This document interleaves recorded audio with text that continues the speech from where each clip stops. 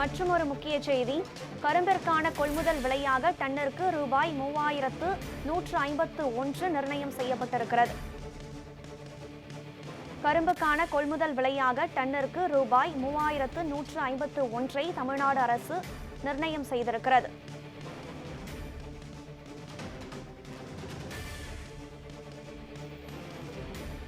முக்கிய செய்தியாக பார்க்கிறோம். 9.5% அல்லது அதற்கும் சர்க்கரை குறைவாக திறன் கொண்ட கரும்பிற்கு ரூபாய் 3151 நிர்ணயம் செய்திருக்கிறது தமிழ்நாடு அரசு. இது குறித்த விவரங்களுடன் இணைகிறார் நமது செய்தியாளர் சாமுவேல்.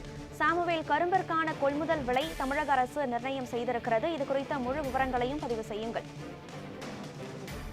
கனகதாரா, தமிழக அரசு சார்பாக கரும்புகள் கொள்முதல் விலையை அதாவது டன்னுக்கு ரூபாய் 3151 ரூபாயாக நிர்ணயித்து தற்பொழுது உத்தரவானது வெளியிட்டிருக்கிறது. குறிப்பாக 2024, 2025 ஆண்டுக்கான பருவத்திற்கான கொள்முதல் விலையை நிர்ணயித்து தமிழக அரசு உத்தரவானது பிறப்பிக்கப்பட்டிருக்கிறது. குறிப்பாக 9.50% அல்லது அதற்கு சர்க்கரை குறைவாக இருக்கும் திறன் கொண்ட கரும்புக்கு 3151 ரூபாயாக நிர்ணயமானது செய்யப்பட்டிருக்கிறது. அதே போல 9.85% சர்க்கரை திறன் கொண்ட கரும்புக்கு 3267 ரூபாயாகவும், அதே போல 10.10% சர்க்கரை திறன் கொண்ட கரும்புக்கு 3244.20 ரூபாயாகவும் நிர்ணயித்திருக்கிறது. அதிகபட்சமாக 10.55% சர்க்கரை திறன் கொண்ட